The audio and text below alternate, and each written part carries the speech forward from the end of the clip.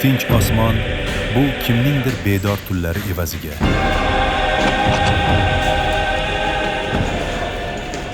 Bu yerga ish izlab kelmadim.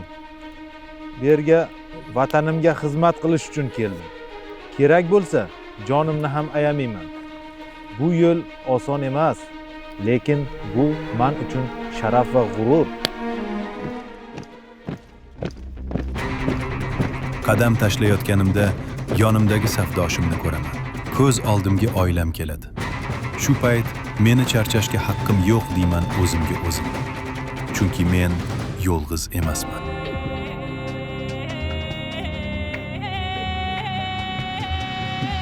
Ota-onam, oilam, bolalarimdan uzoqda bo'lishdan qo'rqdim. Lekin bu yerda men o'zimni topdim. Qo'rquv qolmadi. Chunki vatan oiladan katta ekan.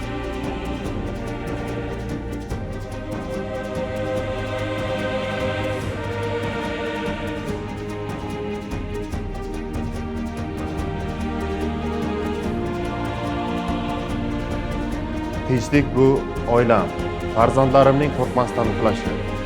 Ofitserlik sharafi esa shu tinchlik uchun mas'uliyatni o'z zimmamizga olish. Askar uchun ham, vatan uchun ham.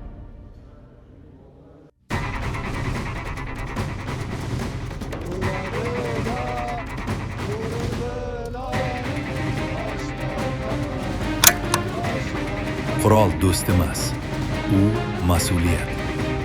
Agar vijdon bilan tutilsa, u tinchlikni asraydi.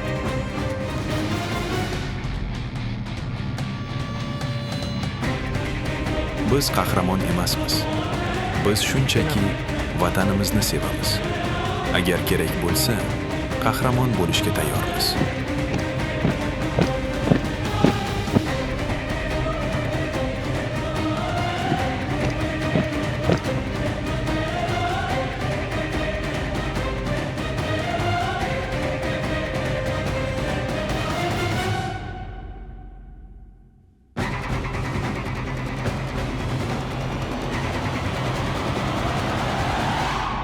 Vatan tinchligi bizning sharafimiz.